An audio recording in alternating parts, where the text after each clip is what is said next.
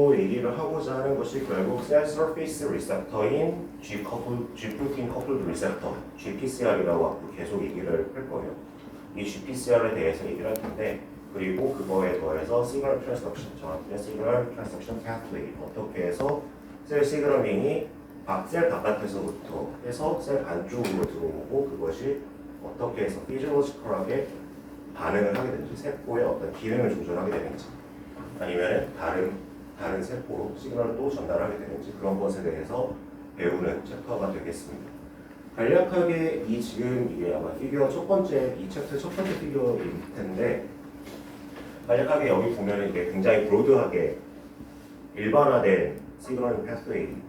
그래서 보면은 대부분 이제 크게 두 가지 정도의 시그널 트랜스듀싱을 해주는 몰레큘들이 이제 있을 텐데, 하이드로포빅 시그널, 이거는 결국 뒤에서 배우던 라이간드라고 하는 몰레큘이 하이드로포빅하다, 물과 이렇게 친수성이 띄지 않는 소수성 물질이다라는 얘기겠죠. 그래서 여러분들이 알고 있는 스테로이드, 레티노이드, 타이록신과 같은 이런 하이드로포빅한 몰레큘들이 있고, 또 하이드로필릭한 몰레큘들이 있겠죠. 스몰 몰레큘, 그리고 펩타이드, 프로틴과 같은 몰레큘들도 마찬가지로 시그널을 전달하는 일종의 트리거 작용을 하게 됩니다. 그래서 우선은 하이드로포빅 시그널을 보게 되면, 이제 이들은 하이드로포빅하기 때문에 단순히 이제 혈관에서 블러드를 타고 막 자기 혼자서 이동하기는 좀 어렵겠죠. 그래서 당연히 캐리어 프로테인이 필요해서 주변에 하이드로필릭으로 만들어주고, 그 다음에 이제 셀 멤브레인까지 와서, 급파수를 보시면 디퓨저라고 하는 설명이 있는데, 그거는 약간 제한적인 케이스고, 정말 디퓨저를 해서 어쨌든 셀 안으로 들어오게 되면은 마찬가지로 여기 이 셀 멤브레인만 하이드로포빅하기 때문에 들어오면은 다시 뭔가 캐리어가 필요하겠죠. 자유롭게 이동을 하기 위해서. 그래서 사이토졸 리셉터, 정확하게 말하면 셀 내에 있는 캐리어 몰레큘을 할 수가 있을 거예요.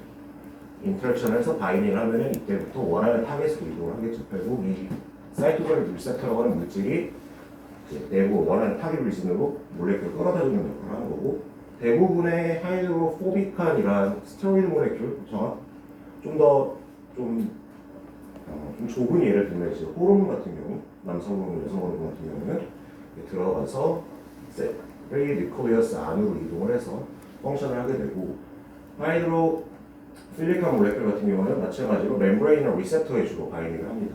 그 바이닝을 해서 그러면은 이렇게 액티베이션이 돼서 이제 시그널링 패스웨이가 전달이 되게 되는 케이스인데, 보시면 액티베이션된 몰레큘이 그 다운스트림으로 이제 시그널 트랜스덕션에 필요한 몰레큘들을 계속 액티베이션을 시켜주고, 그렇게 액티베이션이 되면은 이제 반응의 결과가 두 가지 정도로 생각해 볼 수가 있어요. Rapid Reaction과 Slow Reaction, 이렇게 두 개로 나눌 수가 있는데, Rapid Reaction 같은 경우는 쉽게 얘기해서 뉴클리어스 안으로 들어가서 유전자 발현을 조절하는 기능이 아니고, 셀 내에 가지고 있는 프로테인들만 가지고 빨리 반응을 보여주는 현상이라고 할 수 있을 것이고, 이제 슬로우 리액션은 지금 여기서 앞에서 설명드린 것처럼 하이드로포빅 시그널의 결과처럼 이렇게 DNA를 조절을 해서 익스프레션 레벨을 조절해서 프로테인을 새로 만들어내는 그런 결과라고 할 수가 있겠습니다. 그리고 이런 시그널 트랜스덕션은 계속 켜지지는 않겠죠. 한번 켜지고 나서 기능을 다 하면 반대로 돌아가서 이제 일종의 네거티브 피드백 현상처럼 리셉터를 서프레스를 해주면서 그 기능이 마치게 됩니다. 이 과정을 이제 이번 챕터에서 본격적으로 배울 거예요. 좀 더 자세하게. 그리고 지금 여기 보이는 하이드로필릭한 몰레큘들에 의한 시그널 트랜스덕션에 대해서 배우도록 하겠습니다. 그래서 앞에서 말씀드린 것처럼 오늘은 15-1부터 3까지 수업을 하고 마치도록 할 거고요. 시그널링 몰레큘이 타겟 셀의 기능을 하기 위해서는 어쨌든 그 타겟 셀까지 가야 되겠죠. 그렇죠? 근데 그거를 그렇게 가는 방식을 이제 크게 카테고리를 나눠보면 4가지 정도로 나눠볼 수가 있습니다. 그래서 가장 대표적인 게 엔도크라인 시그널링. 이것은 호르몬 생각하시면 돼요. 호르몬이라고 하는 거는 결국 블러드베슬 혈관을 타고 이동을 하겠죠. 예를 들어서 갑상선 타이머스에 있는 호르몬이 있으면 이것이 다른 블러드 스트림을 타고 다른 기관으로 이동을 해서 그 역할을 하겠죠. 그래서 굉장히 긴 거리를 혈관을 이용을 해서 몰레큘이 전달되는 방법을 엔도크라인 시그널링이라고 할 수가 있을 것이고, 파라크라인 시그널링 같은 경우는 상대적으로 좀 좁은 가까운 거리에서의 시그널인데 주변에 이제 조직은 여러 종류의 셀로 되어 있으니까 그 조직에서 A 타입의 셀이 어떠한 특정한 몰레큘을 외부로 시크레이션을 해주면 바깥으로 뿜어주면 그 시그널을 그 몰레큘을 받아서 주변에 있는 셀들이 인지를 하는 경우죠. 대표적인 예가 이제 뉴런끼리 연결이 되어 있으면 이제 시냅스 끝쪽에서 뉴럴 트랜스미터가 분비가 되고 그러면은 그걸 받아들이는 세포가 계속해서 신호를 아래쪽으로 다음 단계로 계속 전달해주는 이러한 기작이 파라크라인이라고 할 수가 있겠습니다. 오토크라인은 셀이 스스로 이제 시그널링을 조절을 하는 기작이에요. 그래서 그 셀 자체가 어떠한 프로테인을 시크레이션을 하면 그럼 그 프로테인을 다시 이 셀 자체가 받아들여서 그 안에서의 기능을 조절을 하는 메커니즘이라고 할 수가 있겠습니다. 그리고 이 지금 보는 시그널링 바이 플라스마 멤브레인 어태치드 프로테인은 이거는 조금 특별한 경우라고 할 수가 있는데 두 개의 세포가 있다면 얘네들이 피지컬하게 지금 붙어 있는 상황이에요. 근데 붙어 있는데 단순하게 세포막이 이렇게 붙어 있는 거라고 하기보다는 이렇게 아이온 채널과 리셉터 아니면 라이간드가 바깥으로 나오고 그것이 이제 리셉터가 다음 세포에서 존재를 함으로써 주변에 있는 거를 굉장히 가까운 곳에서 붙어는 있는데 붙어 있는 아이온 채널과 리셉터가 상호간에 연결을 해서 신호를 전달하는 기작이라고 할 수가 있겠습니다. 이런 시그널 트랜스덕션에 있어서 물론 시그널 트랜스덕션뿐만이 아니라 여러분들이 셀 바이올로지나 바이오케미스트리 수업을 들어보시면 가장 핵심이 되는 거는 프로테인 투 프로테인 인터랙션이라고 할 수가 있을 것이고 그것이 셀 바이올로지 개념에서는 이제 라이간드와 리셉터의 인터랙션이라고 할 수가 있을 거예요. 왜냐하면 아까 말씀드린 그러한 시그널을 전달을 하기 위해서 시크레이션되는 프로테인들은 아니면 작은 팩터들이라든지 어떠한 몰레큘들은 여러분들이 쉽게 생각하면 라이간드라고 할 수가 있겠죠. 리셉터가 특별하게 라이간드를 인식을 해야 되는데 셀 멤브레인에는 한 종류의 리셉터만 존재하지는 않습니다. 당연히 있죠. 근데 어떠한 몰레큘이 외부에서 가까이 왔는데 그럼 이 몰레큘을 굉장히 정확하게 인식을 해야 되겠죠. 그렇지 않으면은 엄한 몰레큘이 붙어서 이상한 시그널링이 활성화가 된다든지 활성화가 되어야 되는 것이 꺼질 수가 있죠. 그렇기 때문에 그것이 굉장히 정확하게 조절이 돼야 되는데 그것에 있어서 핵심은 결국 라이간드의 이러한 스트럭처, 외형이 리셉터가 라이간드를 바인딩을 할 수 있는 그 포켓 리즘과 굉장히 정확하게 맞아떨어집니다. 그 얘기는 뒤에서 다루겠지만 이 프로테인의 스트럭처가 조금 바뀐다. 예를 들어서 어떤 몰레큘과 결합을 함으로써 3D 스트럭처가 바뀌었다든지 아니면 돌연변이가 생겨서 그 프로테인의 그 위치가 이상하게 바뀌었다든지 그렇게 되면 그 라이간드가 바인딩을 하지 못하겠죠. 그렇기 때문에 이러한 시그널 패스웨이에서 특히나 리셉터와 라이간드의 결합은 결국 제일 중요한 것이 두 프로테인과 두 몰레큘의 어피니티 인터랙션이다라는 것을 얘기를 하고 싶고 그리고 보시면 근데 이제 이게 좀 특이한 것이 굉장히 우리가 알고 있는 것이 굉장히 다양한 라이간드가 있고 굉장히 다양한 리셉터가 있다라고는 하는데 그것보다 더 다양한 환경이 체내에서는 만들어져야만 하죠. 그래서 이 체세포에서는 이러한 조직마다 다른 리셉터를 사용을 하는데 그거를 인지할 수 있는 라이간드는 여러 개. 그러니까 하나의 라이간드가 다른 조직에서 다른 리셉터에 바인딩을 할 수 있는 상황이 있고 그리고 반대로 같은 리셉터가 다른 조직에 이렇게 존재할 수 있겠죠. 예를 들어서 에피네프린 리셉터 같은 경우 여러 조직에 분포를 하는데 똑같이 에피네프린이 작용을 하더라도 그거에 대한 그 결과물은 각 조직마다 다르다. 그러니까 이러한 다이버시티가 존재한다는 것을 알아두시면 되겠습니다. 혹시 질문 있으시면 바로 손들고 얘기하셔도 돼요. 그리고 앞에서 말씀드린 건 이제 리셉터와 라이간드 인터랙션, 즉 셀 시그널링이 전달되는 그 바로 시작점이라고 할 수가 있는데 그러면 세포가 외부의 신호를 인지를 하고 그 다음에 안에서 반응을 하기 위해서 아래쪽으로 셀 안쪽으로 신호를 계속 전달을 해야 되겠죠.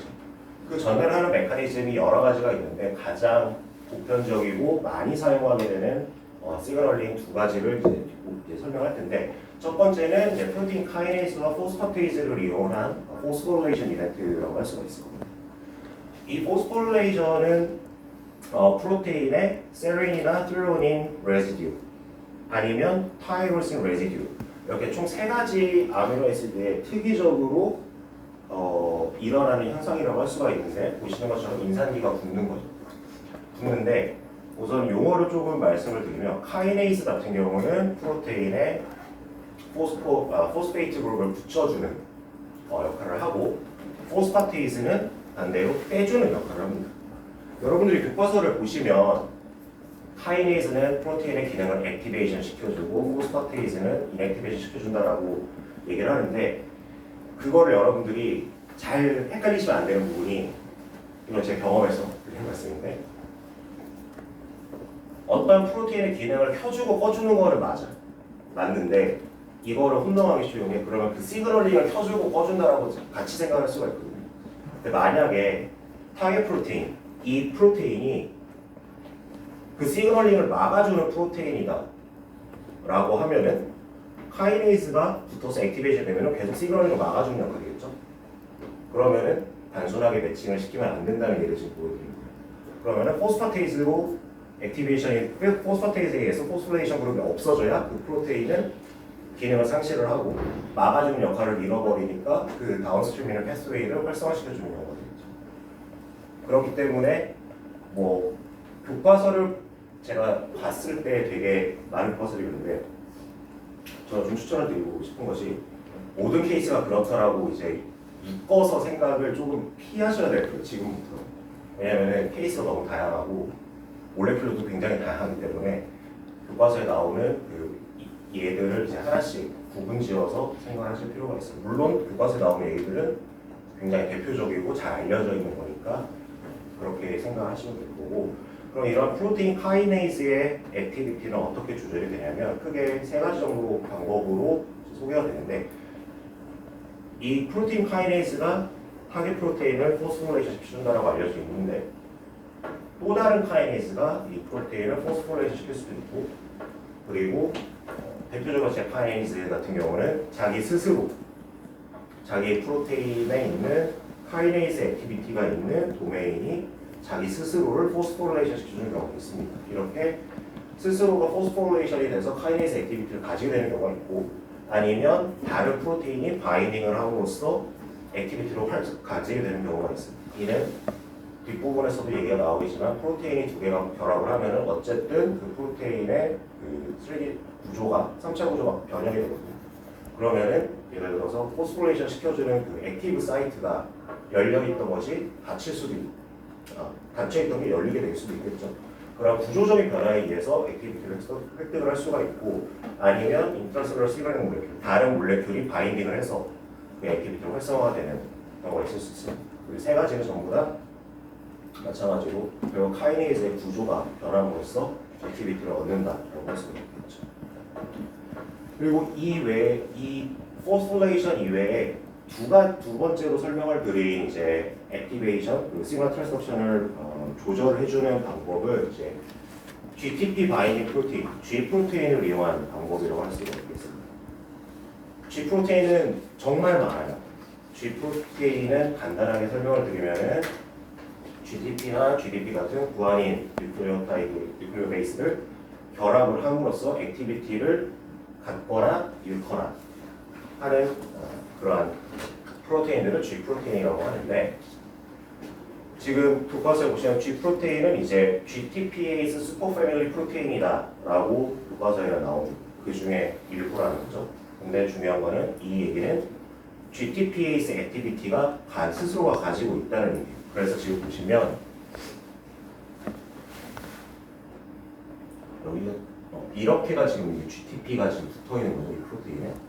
근데 이 프로테인 자체가 감마 포스페이트, 즉 맨 바깥쪽 포스페이트를 끌어줄 수 있는 하이드로라이시스를 해줄 수 있는 엔자임 기능을 가지고 있어서 이렇게 되면은 결국 마지막 맨 바깥쪽에 있는 포스페이트 한 개를 잃어버리게 되겠죠.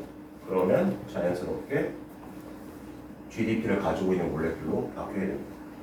근데 이렇게 GTP를 가지고 있으면 이 포스페이트가 두 개 있는 것보다 하나가 더 있는 것이 이쪽까지의 거리가 더 길어질 수가 있어서 그렇게 되면은 여기에 있는 그 하이드로젠 그룹 때문에 이제 스위치 1, 2가 이렇게 두 개가 인터랙션을 함으로써 구조적으로 여기가 쉽게 보면 구조적으로 닫히면서 활성도를 가지게 되는 것이고, GDP가 있는 경우는 이 스트럭처가 지금 바뀌었죠.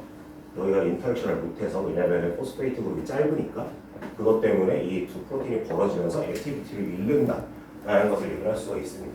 즉 여기서 말하는 액티비티를 갖는다, 잃는다의 의미는 액티비티를 갖는다는 것은 이 G 프로테인이 뭐가 됐든 기능을 하기 시작한다는 것이고, 왜냐하면 제가 말씀드렸다시피 G 프로테인의 종류도 굉장히 다양하고 그 기능도 다양하기 때문에 역할을 하기 시작한다는 개념이고, GDP가 바인딩이 되어서 스위치가 꺼졌다라고 하는 것은 그냥 안정적인 상태, 특별한 기능을 하고 있지 않는다라는 상황이라고 할 수 있습니다.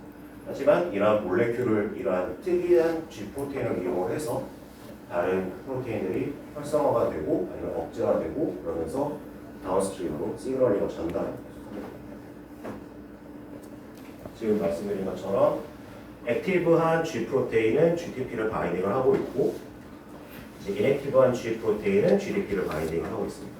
여기서 GTP가 GDP로 바뀌게 되면은 액티베이션을 잃게 되는 과정인데, 이러한 인액티베이션을 시켜주는 몰레큘들은 굉장히 다양해요. 이거는 하나의 프로테인을 의미하는 것은 아니고 이러한 역할을 하고 있는 프로테인을 의미하는 건데, GAP라고 하는 거는 뭐 약어인데 GTPase Activating Protein이라고 해서 GTPase의 기능, G 프로테인이 가지고 있는 그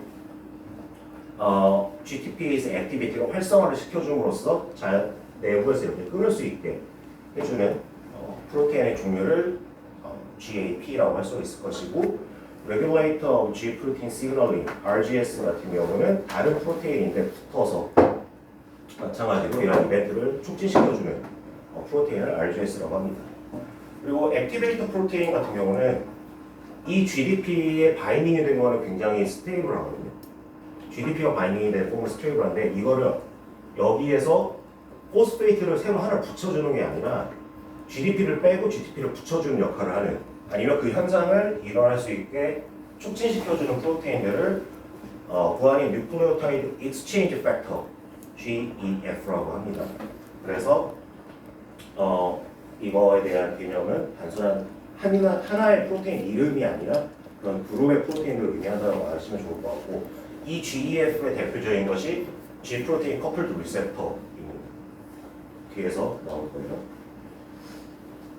다시 설명을 드리지만, 이렇게 GTP와 GDP가 어떠한 구한인인 프로테인이 몰레큘이 붙느냐에 따라서 성향이 바뀌게 될 것이고, 크게 두 가지 정도 나눌 수 있습니다. 모노모릭 G 프로테인 그리고 헤테로모릭 G 프로테인. 그래서 모노모릭은 그냥 하나, G 프로테인 하나만 있는 것이고, 헤테로트라이머릭 G 프로테인은 GDP나 GTP를 바인딩하고 있는 이 G 알파 유닛과 베타 감마 유닛으로 같이 이루어져 있는 프로테인.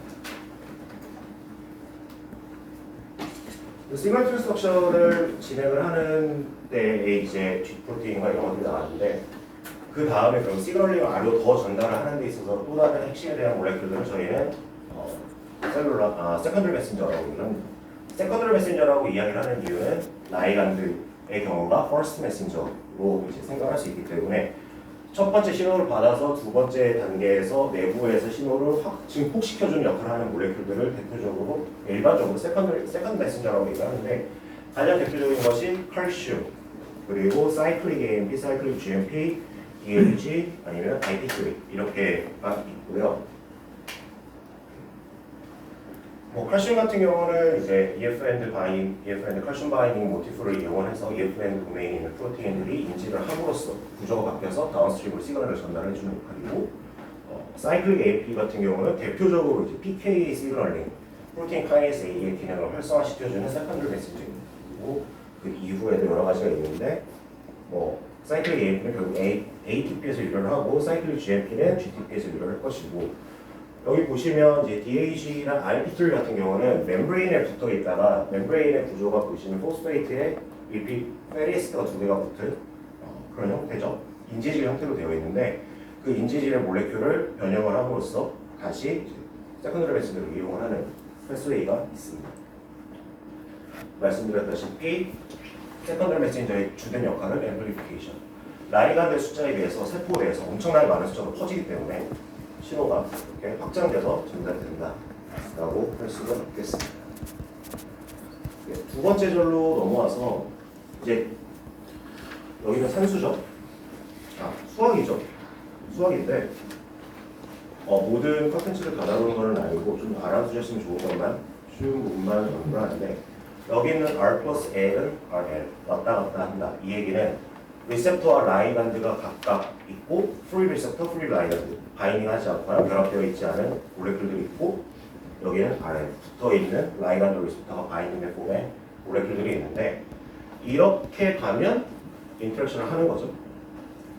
이렇게 하면은 분해되는 거죠. 떨어지는 디소시에이션인데 이 K는 결국 상수고 K 온이라고 하는 거는 인터랙션을 해주는 데 나타내주는 상수, 인터랙션의 능력을 보여주는 상수고 반대 방향은 디소시에이션을 보여주는 상수라고 할 수가 있겠습니다.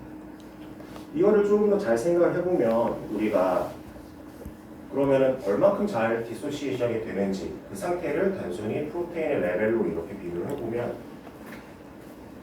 프로테인의 양을 보면 라이간드가 바이딩된 전체 프로테인, 전체 리셉터의 양을 분모로 놓고 라이간드와 리셉터 각각의 프리 상태로 존재하는 리셉터와 라이간드의 콘센트레이션을 분자로 놓고 이걸 계산해 보면은 이 값을 저희는 이제 디소시에이션 컨스턴트, 그러니까 분해 상수라고 얘기를 할 수가 있겠죠. 그래서 이러한 수식을 바탕으로 이러한 커브들을 그려보는데 제가 이 그래프를 넣은 이유는 보여드리는 이유는 교과서에는 굉장히 숫자로 얘기를 되게 많이 하는데 그것보다 알아두셨으면 하는 정보가 두 가지가 있어요.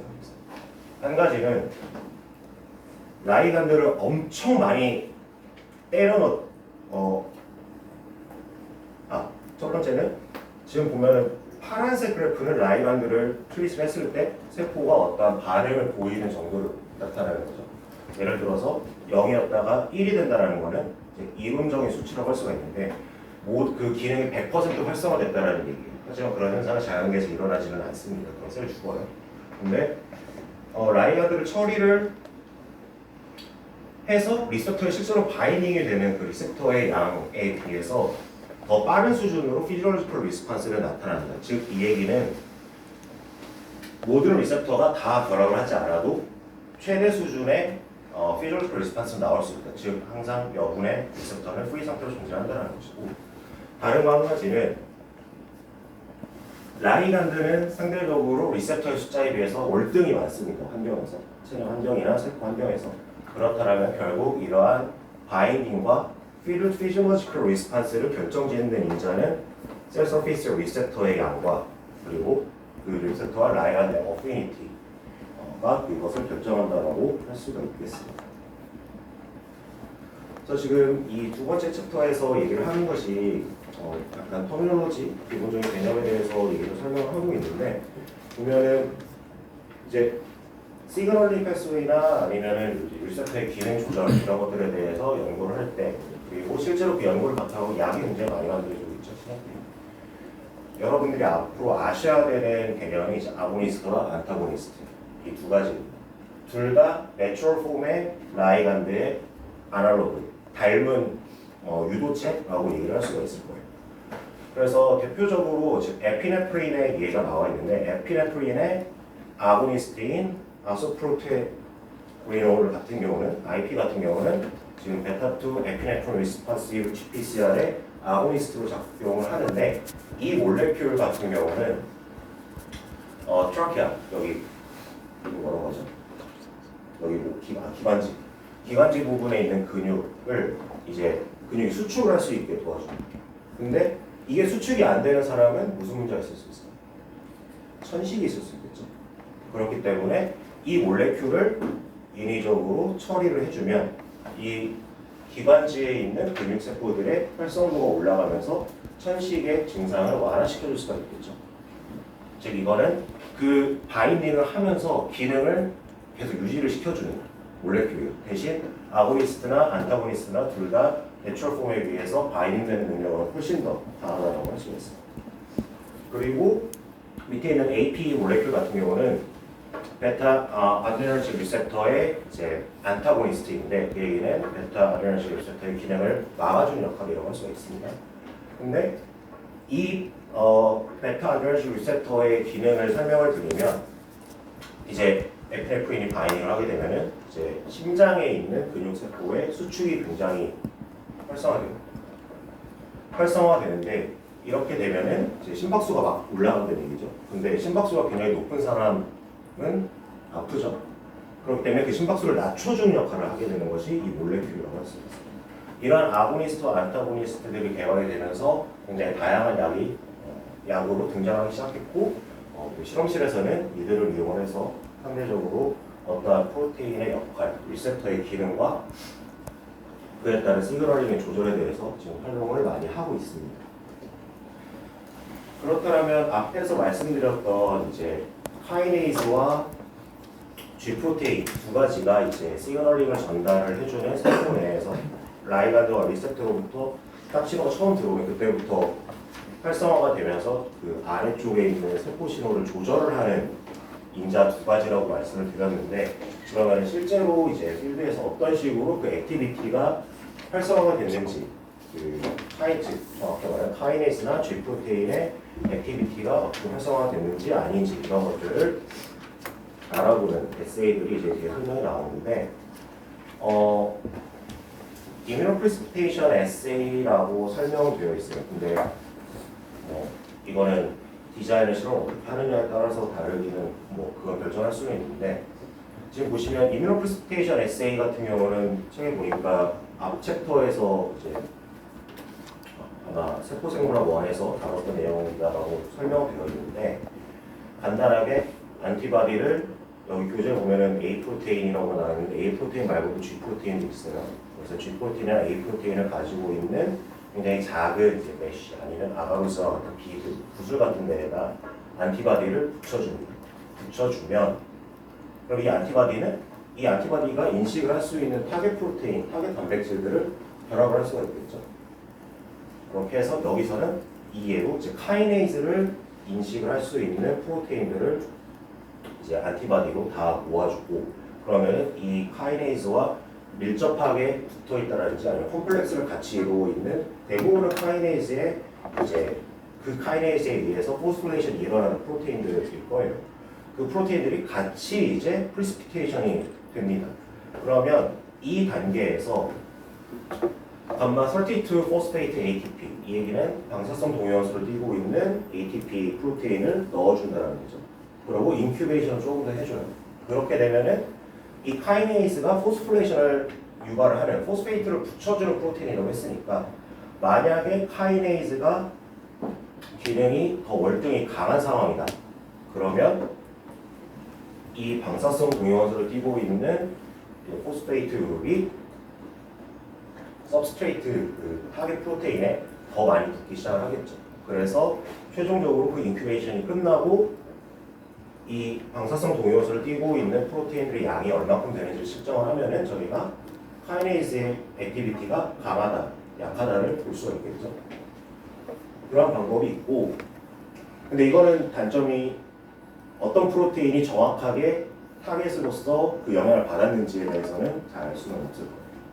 그 부분은 좀 어려움이 있을 것이고 두 번째 방법은 실험 수업 같은 데서 보실 수도 있지만 웨스턴 블라스를 이용하는 이뮤노블라팅을 이용하는 방법인데 이제 안티바디가 항체가 계속 개발이 되는 방식이 여러 가지가 있었고 계속 발달을 하면서 이제 사람들이 안티바디를 어떻게까지 만들기 시작을 하냐면 특정한 펩타이드 시퀀스에서 포스포레이션이 된 위치를 인식을 할 수 있는 펩타이드 안티바디를 생산할 수 있는 기술이 있어요. 이제 그게 생산이 되는데 그래서 지금 보시면 몰레큘 처리를 하였을 때 셀 내에서 포스폴레이션이 얼마큼 되는지 이제 더스 디펜던트하게 농도별로 이제 측정을 해본 거죠.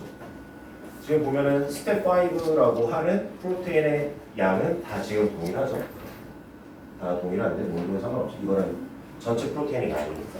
근데 포스포스텟 즉 포스포레이션 내 스텝 5를 인식을 할 수 있는 안티바디로 블라스를 해보면 농도가 증가를 함에 따라서 밴드가 더 진해지는 것을 볼 수가 있습니다. 이는 결국 저 EPO라고 하는 몰레큘에 의해서 스텝 5의 포스포레이션이 더 강화가 됐다, 증가했다 라는 것을 알 수가 있고 뭐 act라든지 아니면 P42, P44 이런 것도 같은 방식으로 디텍션을 한 경우라고 할 수 있겠습니다. 그래서 실제로 제가 경험했을 때는 이것보다는, 왜냐하면 몸에 안 좋아요. 저도 안 써요. 그리고 이 방법보다는 대부분은 이제 이렇게 포스트레이트로 간편하기도 하고요. 이 방법으로 실험들을 많이 진행을 하고 있습니다. 시그널링을 보시는 분들의 눈물을 볼 기회가 있다면은 다 저거 이렇게 다 보시고, 그리고 이제 두 번째로 이제 G 프로테인의 액티비티를 보는 방법인데, 제가 아까 시작을 할 때 이제 프로테인 투 프로테인의 인터랙션이 결국 말을 두고 해서 이제 이렇게 동그랗게 보고 있을 것이라고 말씀드렸으니까, 안티바디와 타겟 프로테인의 인터랙션은 결국에는 프로테인 투 프로테인 인터랙션이겠죠. 왜냐면 안티바디 투 프로테인이니까. 근데 그런 것처럼 이제 이 설명이 된 에세이의 경우는 GTP 바이닝 혹은 GDP 바이닝 프로테인이냐에 따라서, 그러니까 G 프로테인이 GTP 바이닝 폼이냐, GDP 바이닝 폼이냐에 따라서 이제 그 프로테인과 인터랙션을 할 수 있는 다른 프로테인의 바이닝 사이트, 이렇게 하면 뭔 말인지 모르겠죠? 근데 설명을 드리면 지금 라이세이트 1과 라이세이트 1 같은 건데, 이제 어쨌든 지금 GTP 바인딩된 G 프로테인, 여기서는 REC이라고 하는 프로테인이에요. REC 프로테인이 많은 GDP 바인딩 프로테인이 많은 REC 프로테인이 많은 그룹이고, 여기는 GTP 바인딩 REC 프로테인이 많은 그룹이에요. 이 두 프로테인을 지금 보면 PAK1, PBD, ROS라고 되어 있는데, 이게 의미하는 거는 PAK1 프로테인이 REC 프로테인이랑 인터랙션을 하는데, 그 중에서도 PAK1 프로테인 전부 다가 아니라 PBD, 프로테인 바이닝 도메인, 이 프로테인이 REC 프로테인에 바이닝을 할 수 있는 도메인을 가지고 있는 아가로스라는 말이에요. 그 동그란 거에 안티바디를 붙이는 거 대신에, 동그란 비드에 안티바디를 붙이는 거 대신에 동그란 비드에 이 짧은 프로테인 바이닝 도메인을 붙여서 각각 인큐베이션을 시켜본 거죠. 인큐베이션 시켰는데, 제가 앞에 잠깐 설명드렸던 거는 이 GTP 바이딩된 REC 프로테인의 경우는 여기 있는 이 프로테인이랑 인터랙션을 하는데, 얘는 인터랙션을 덜해요. 그렇게 해서 이제 인리치를 시켜주고, 프리스피테이션을 시켜주고, 워싱을 해주고, 이뮤노블라팅을 해보면 GDP 바이닝 폼이 많은 경우에는 감소하고, 디텍션이 굉장히 낮은 수준으로 되는 반면에 GTP 바이닝 프로테인이 많은 경우에는 이렇게 인터랙션을 하는 것을 볼 수가 있는 방법입니다. 그리고 그것을 실제로 보여주는 결과라고 할 수가 있고요. 근데 제가 드리고 싶은 말은, 에세이 자체를 굉장히, 여기서 설명해주는 에세이 자체를 굉장히 알아두시면 좋기는 하죠. 근데 굉장히 막 깊게 이 방법밖에 없어 라고 생각하시지는 마시고, 실험 방법은 여러분이 나중에 혹시 실험하실 기회가 있고 연구자로서 성장할 기회가 있으면 원리가 맞는 환경에서 디자인을 하시면 되니까 그렇게 생각하시면 됩니다. 핵심은 결국 프로테인 투 프로테인 인터랙션과 포스플레이션을 할 수 있는, 디텍션을 할 수 있는 몰레큘들을 이용해서 실험을 진행함으로써 카이네이스 액티비티와 GTP 프로테인의 기능, 활성도를 파악을 할 수 있었다라는 개념이 되겠습니다. 이제 절이 하나가 남았는데, 여기가 조금 길거든요. 앞에 거보다 조금 긴데 한 5분 쉬었다가 할까요? 아니면 그냥 쭉 하고 빨리 끝낼까요? 그냥 할게요. 네, 이제 본격적으로 G 프로테인 커플드 리셉터 GPCR에 대한 이야기가 나오기 시작할 겁니다. 앞에서 말씀드린 것처럼 GPCR은 굉장히 다양하게 존재를 하고, 그 얘기는 굉장히 다양한 조직에서 굉장히 다양한 방식으로 시그널 트랜스크션이 진행됩니다. 예를 들어서 어떤 게 좋을까요? 안지오텐신, 안지오텐신 AT1 리셉터 같은 경우는 안지오텐신 2라고 하는 라이간드에 결합을 합니다. 그래서 이런 라이간을 하면서 vascular smooth muscle cells가 있는데 결국에는 혈관 근육 세포들에 작용을 한다는 얘기죠. 왜냐하면 이 리셉터가 혈관 스무스 머슬 셀에 있으니까 이렇게 있는데 이렇게 안지오텐신 2가 결합을 함으로써 나타나는 현상은 constrict blood vessel and increased blood pressure, 혈압을 올려주는 거예요.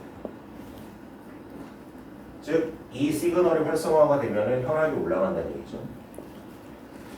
그래서 그러면 고혈압 환자들한테는 이거의 기능을 억제를 해줄 수 있는 안지오텐신 2와 안지오텐신 1의 결합을 막아줄 수 있는, 아니면은 앞에서 설명드렸던 것처럼 안타고니스트를 개발을 해서 처리를 하면 고혈압약을 쓸 수가 있겠죠. 그래서 나온 것이 여기는 로설탄이라고 하는 이 몰레큘이고 실제로 지금 약이 나온 거고, 그래서 말씀드린 것처럼 고혈압 환자의 혈압 억제제 사용할 수가 있습니다.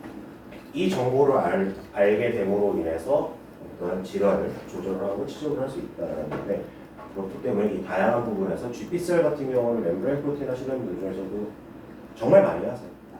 되게 많이 하는 분야라고 할 수가 있겠습니다. 그래서 말씀드렸던 것처럼 굉장히 다양한 GPCR이 존재를 하는데 크게 4가지 정도 공통점이 있다라고 이 교과서에서 설명하고 있습니다. 첫 번째로 7개 트랜스멤브레인 도메인, 즉 막횡단 도메인이죠. 7개가 가지고 있고, 저희는 이런 도메인의 분포 아니면 형성이 된 거, 이런 것들을 토폴로지라고 얘기를 많이 하는데, 세븐 트랜스멤브레인 도메인인 토폴로지가 첫 번째 특성이라고 할 수가 있고, 두 번째는 헤테로트라이머릭 G 프로테인을 이용을 합니다. 즉 앞에서 설명을 들었을 때 G 프로테인 하나가 있는 경우가 있고, 아니면은 GDP를 바이어할 수 있는 G 프로테인과 나머지 2개의 서프로테인 2개, 자세히 보셨을 텐데 베타 감마포와 알파포 이 3개가 겹쳐져 있는 헤테로트라이머릭 G 프로테인을 가지고 있습니다. 터미놀로지를 조금 설명을 드리면 프리픽스, 접두사, 여기는 헤테로는 다 다른 프로테인이라는 얘기고, 트라이머릭은 3개가 합쳐졌다는 얘기겠죠. 왜냐면 나중에 여러분들이 어디서 공부를 하실 때 컴플렉스에 대한 얘기가 나오고 이런 식의 용어들이 굉장히 많이 나옵니다. 그래서 모노 트라이머릭 이러면 같은 프로테인 3개가 묶여서 기능을 하는 경우, 헤테로 테트라머릭 이러면 다른 프로테인 4개가 대부분 이제 포타슘 채널이 그렇지를 하는데, 헤테로 테트라머릭이라고 하면 4개의 프로테인이 다른 것들이 이렇게 결합을 해서 만들어진 컴플렉스라는 개념. 그리고 G 프로테인 커플 리셉터니까 멤브레인이겠죠. 그리고 실제로 이 G 프로테인은 대부분 멤브레인에 앵커되어 있습니다. 그래서 시그널링을 전달하는 방식이 결국 G 프로테인이 활성화가 되면서 주변에 있는 프로테인들을 활성화를 시켜줍니다. 이렇게 G 프로테인에 의해서 액티비티가 조절이 되게 되는 타겟 프로테인을 이펙트 프로테인이라고 하는데, 물론 이펙트 프로테인이라는 용어는 G 프로테인의 경우만 나타내서 얘기하는 건 아니고, 대부분 이렇게 위의 몰레큘, 업스트림이라고 얘기합니다. 어떤 몰레큘에 의해서 영향을 받아서 기능이 조절되는 프로테인들을 이펙트 프로테인이라고 하는데, 이펙트 프로테인들은 대부분 이제 멤브레인에 결합되어 있는 상태이고, 그리고 스스로 시그널링을 종료할 수 있는 능력이 있다고 할 수 있겠습니다. 이 부분은 아마 앞에서 설명드렸던 것처럼 이제 구아니딘 뉴클레오타이드 익스체인지 팩터 G 프로테인이 GDP를 가지고 있다면 이제 GDP를 안 되네요. 이런 시그널링을 스스로 종료할 수 있다는 거예요. 할 수가 있습니다. 그래서 보시면 앞에서 설명드린 것처럼 이제 7개의 트랜스멤브레인 막 횡단하는 도메인을 가지고 있고, 여기 H1, H2라고 된 거는 단순히 이 트랜스멤브레인이 여러분들이 생화학 시간 때 배우셨을 수도 있는데, H1이라고 하는 H가 결국 헬릭스 폼이다라는 것을 얘기를 합니다. 동그랗게 말려서 코일처럼 되어 있는 스트럭처를 이제 헬릭스 스트럭처라고 얘기를 많이 하는데, 대부분 이제 트랜스멤브레인은 21개 내지 24개 정도의 아미노 애시드로 구성이 되어 있는데, 어쨌든 헬릭스 스트럭처이기 때문에 H라고 지금 붙인 것 같기는 해요. 근데 다른 부분에서 여러분들이 논문을 본다든지 다른 교과서를 보시면 S라고 되는 경우도 있어요. S1, S2, S3 근데 그건 그냥 명명하는 방법인데 그 경우는 세그멘트 1, 세그멘트 2라는 것 때문에 이렇게 표시한 것이고 여기 보시면 사이토졸릭 페이스, 엑소플라즈믹 페이스 이렇게 있는데 쉽게 얘기해서 세포 내부, 세포 바깥 그래서 엑스트라셀룰러 리즌이라고 얘기를 하고 여기처럼 엑소플라즈믹 페이스라고도 하고 사이토졸릭 리즌이라고 하고 그리고 토폴로지상에서 알아두실 거 N터미너스 그러니까 아미노기 말단이 세포 바깥으로 나와 있고요. 그리고 C터미너스 펑슬 그룹이 세포 안쪽으로 나와 있습니다. 그래서 각각 룹이 이렇게 여기 있는 C1부터 C4까지는 이제 말을 할 때 이제 사이토졸릭 리즌에서 C라고 한 것이고 E1부터 E4까지는 엑소플라스믹 페이스여서 저렇게 숫자를 붙입니다. 그래서 중요한 거는 모든 G 프로테인 GPCR의 경우는 이러한 형태로 되어 있다. 이러한 배열로 되어 있다는 거죠. 물론 이렇게 일렬로 이렇게 쫙 늘어서 있지는 않아요. 왜냐면은 지금 보시는 것처럼 7개가 있긴 있는데 자기들끼리 이렇게 꼬여 있죠. 이렇게 말려 있는데 대표적으로 앞에서 보셨던 이 엑스트라셀룰러 리즌이 라이간드와 바이닝을 하는 위치라고 할 수가 있습니다. 아까 맨 앞부분 설명에서 보셨던 것처럼 라이간드는 결국 세포의 바깥에서 신호를 주기 시작하겠죠. 그러려면은 라이간드를 인식할 수 있는 리셉터 위치는 세포 바깥이 됩니다.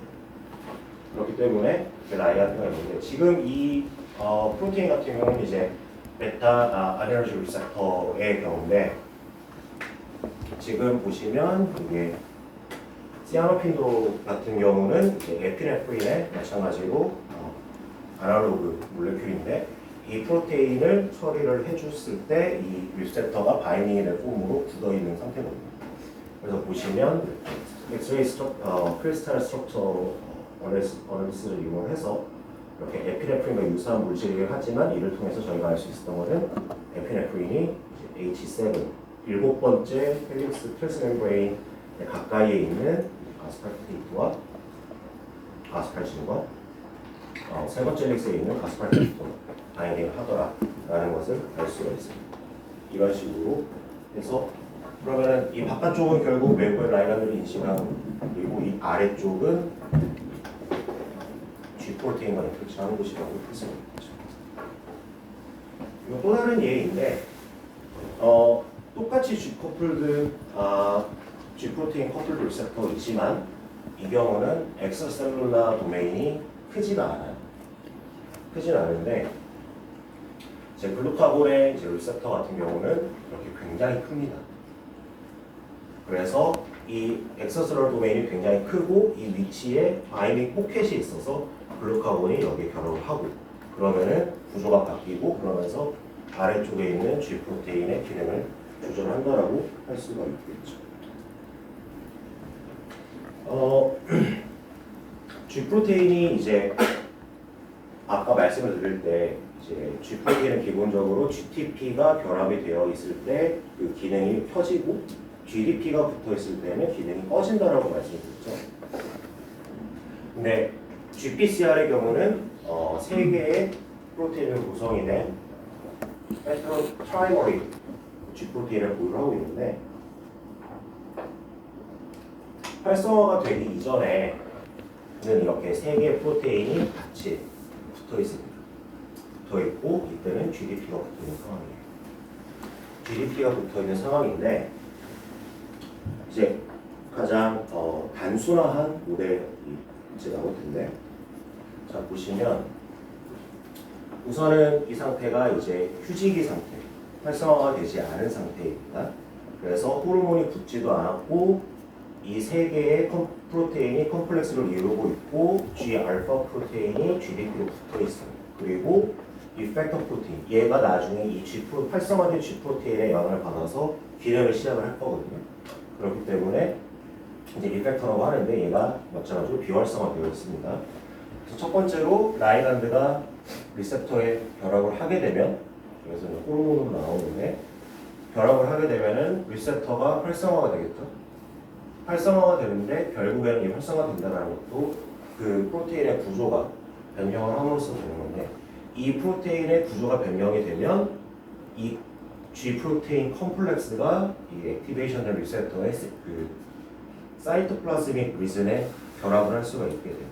그리고 이렇게 인터랙션을 하게 되면 이제 이 리셉터 자체가 구조적으로 영향을 미쳐줘서 이제 여기 있는 GDP를 GTP로 바꿔줍니다. GDP를 빼주고 GTP로 바꿔주는데 그렇게 되면은 또 다시 이 G 알파 프로테인의 구조는 또 바뀌겠죠. 아까 이렇게 벌어져 있었는데 좁아지겠죠. 그러면은 베타 감마 콤플렉스랑 떨어져요. 그래서 이렇게 떨어진 애들은 덩그러니 남아있고 물론 경우 기능을 하는 경우도 있습니다. 다음 주에 소개를 할게요. 그리고 이제 이 액티베이션인 G 알파 프로테인 하나가 결국 이펙터 프로테인에 가서 기능을 하기 시작을 합니다. 그래서 결합을 하게 되면 이제 액티베이션이 시작을 하게 되는 거죠. 이렇게 해서 시그널링이 전체적으로 전달이 되는 것이고 그리고 몇 가지 역할이 있는데 시그널은 계속 일반적인 거는 시그널은 계속 켜져 있지는 않습니다. 대부분은 어느 정도 기능이 되면은 네거티브 피드백의 경우처럼 자연적으로 꺼지게 됩니다. 근데 약간 G 프로테인, GPCR의 그런 메커니즘은 조금 효율적이다라고 할 수 있는 것이 이렇게 붙고 나면 기능이 좀 시간이 지나면 이 액티브한 이펙터가 결국에는 이제 GTPase 액티비티를 늘려줘요. 그러니까 결합을 하면서 마찬가지로 이제 컨포메이션 체인지겠죠 프로테인에 그것이 일어나면서 그러면은 G 프로테인의 스스로가 가지고 있는 GTPase 액티비티를 켜주게 되고 그러면 여기 있는 GTP가 포스페이트 하나를 잃어버리고 GDP로 가면서 다시 활성도를 잃어버리죠. 그러면 굉장히 빠르게 다시 주변에서 떠돌고 있었던 G 베타 G 감마랑 다시 인터랙션을 해서 휴지기 상태로 돌아갑니다. 이 과정이 끊임없이 반복이 되면서 시그널을 계속 전달하게 되는 거죠. 그리고 아닌 경우도 있는 것이 그런 방법도 있고 그런 식으로 해서 시그널을 꺼주는 경우도 있고 다른 경우는 이렇게 되어 있는 상태에서 이제 RGS 프로테인이 다가와서 인터랙션을 함으로써 기능을 꺼주는 그런 메커니즘도 있습니다. 그리고 이제 뒷부분에 나오는 것은 이제 일종의 이걸 어떻게 해서 증명했는가에 대한 얘기인데 네. 지금 여기 보면은 포스터 레저런스 에너지 트랜스퍼라고 하는 이제 테크닉 중에 한 가지예요. 지금 이걸 꼭 아셔야 될 필요는 없습니다. 근데 간단하게 설명을 드리면 이제 형광물질을 실험을 진행할 텐데 이제 CFP라고 하는 Cyan Fluorescence 프로테인이 있고 YFP라고 하는 Yellow Fluorescence 프로테인이 있어요. 보시는 것처럼 Cyan은 파란색 형광을 내는 물질이고 YFP는 노란색 형광물질을 내는 프로테인이에요. 근데 이 두 개가 형광을 내는 형광 프로테인이 형광 단백질이 형광을 내는 방식은 이제 특정한 파장대에 대부분 이제 UV를 사용을 하는데 자외선을 사용을 하는데 이제 특정한 파장대에만 반응을 해서 이제 시그널을 외부로 방출할 수가 있습니다. 대표적으로 CFP 같은 경우는 440 나노미터의 파장대를 가지고 있는 자외선을 쏘여주면은 파란색으로 나와요. 그리고 YFP의 경우는 그 정도로는 원래 되지는 않아요. 이것보다 더 높은 수준의 웨이브렌스를 쏴줘야 이제 반응을 해서 형광물질을 내는데 이 방법이 되게 특이한 것이 뭐냐면 프로테인이 지금 이게 세 개가 가까이 있는데 결합을 한 상태죠. G 알파 프로테인은 CFP 프로테인을 이제 인위적으로 붙여준 것이고 G 베타 감마 나머지 두 프로테인은 YFP 프로테인을 인위적으로 붙여준 겁니다. 440 나노미터로 이거 없이 여기에다가 쏘면은 이제 노란색이 절대로 나오지는 않습니다. 근데 이게 흥미롭게도 얘가 440으로 이제 이 프로테인을 쏴주게 되면은 파란색이 에너지를 전달을 해줌으로써 더 440보다 높은 수준의 에너지를 YFP가 인식을 합니다. 쉽게 얘기해서 그렇게 하면서 결국 노란색 파장대가 나옵니다. 그 얘기는 CFP 프로테인을 가지고 있는 이 G알파랑 YFP를 가지고 있는 이 나머지 프로테인이 가까이 있을 때에만 440에서 노란색 화장대에 색깔이 나온다는 얘기죠. 그렇다면 이 두 개가 떨어져 있다. 그러면 이걸로 백날 써봐야 얘는 안 나오죠. 파란색만 나와요.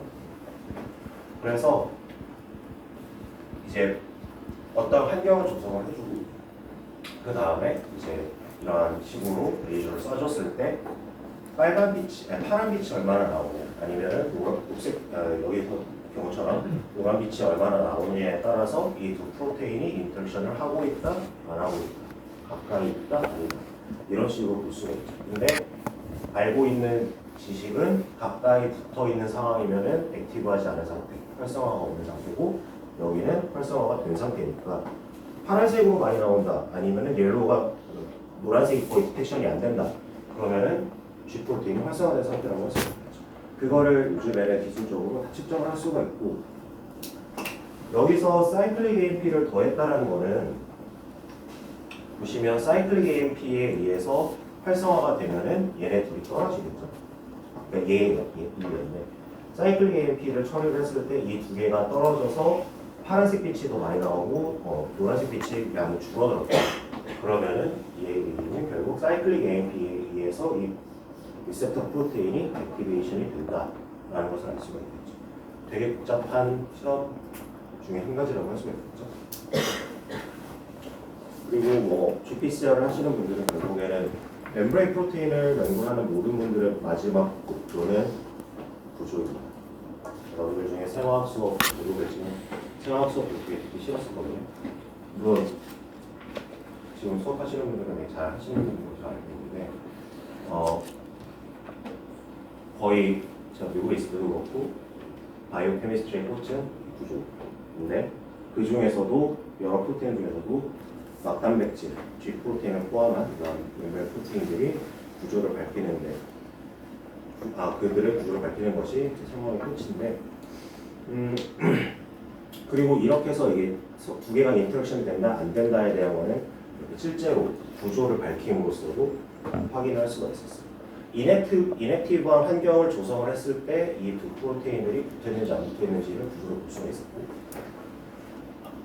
그리고 반대로 액티브한 상태에서 이 두 프로테인이 붙어있는지 안 붙어있는지를 볼 수가 있어요. 그런 환경을 조성을 해주고 그때 실제 프로테인이 어떻게 구조적으로 특성을 가지는지 비교를 해서 기존에 밝혀진 지금까지 확인된 지식에 뒷받침을 해줄 수가 있었죠. 그리고 아마 이게 마지막 슬라이드일 것 같은데 이제 앞에서도 말씀드린 것처럼 굉장히 GPCR은 굉장히 다양하게 있고 G 프로테인도 굉장히 다양하게 있습니다. 그에는 시그널도 정말 다양해요. 그런데 이제 그런 종류들을 몇 가지를 이제 묶어서 G 알파, S부터 해서 T까지 이렇게 여러 가지가 있는데 이제 시그널이 다양하다는 얘기는 그거에 대한 이펙터, G 프로테인이 활성화가 되어서 라이간드도 당연히 다양하겠죠. 이펙터가 어떤 프로테인이냐, 예를 들어서 아데닐 사이클레이스도 있을 수 있고 아데닐 사이클레이스 포타슘 체납이 있을 수 있고 쭉 다 있고 그것들에 의해서 세컨더리 메신저도 결정이 될 것이고 그거를 바탕으로 해서 신호의 결과물들은 다 제각각으로 다르게 나올 수 있습니다. 그래서 다음 시간부터는 아마 더 자세한 각각의 예에 대해서 공부를 하도록 하겠습니다. 그래서 오늘 수업은 여기까지 하고요.